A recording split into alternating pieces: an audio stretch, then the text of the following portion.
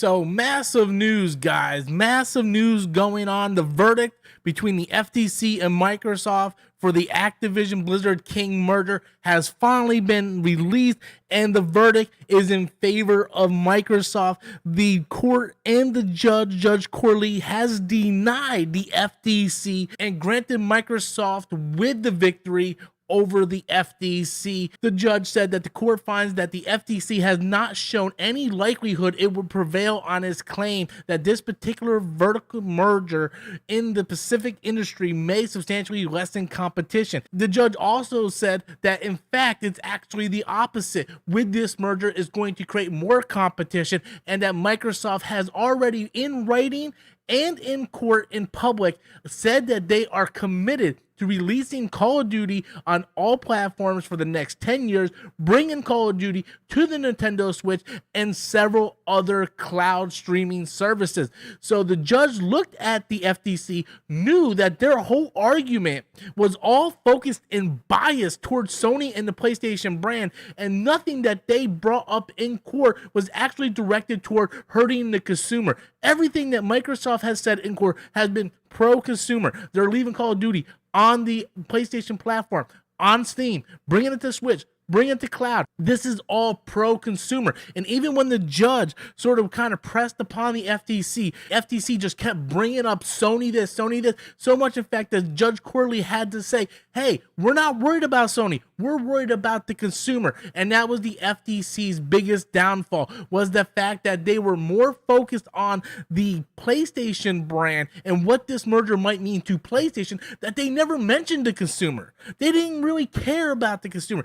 They didn't want Microsoft to acquire Activision Blizzard King because they wanted to show that big tech was bad, and they failed. Every argument they brought up failed. Oh, Microsoft's going to have special skins or special Call of Duty modes exclusive to the Xbox. And they didn't even realize that PlayStation has been doing that for years. So it's no surprise to me that the verdict has released in Microsoft's favor. I think we all kind of seen that coming. Anybody with a brain would look at that and go, you know what? Yeah, I think Microsoft is going to win this pretty easily against the FTC, because the FTC has no grounds to deny this merger. The fact that the CMA denied it and their reasoning behind it was absolutely laughable. And so many people are looking at the CMA and like, what are you talking about? So this is a massive win for Microsoft, a massive win for Xbox, and more importantly, this is a massive win for gamers. I don't care if you game on the PlayStation, game on the Xbox, game on the Switch, or your phone.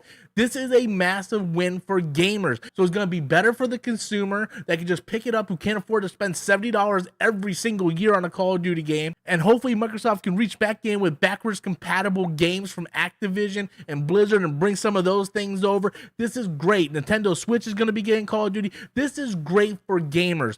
And if you're a PlayStation fan and you're a hardcore fan, you should also look at this as a positive. You're still going to get Call of Duty, and if anything, this is going to make Sony try a little bit harder. This is something that I've been on for a while. Sony has not been trying.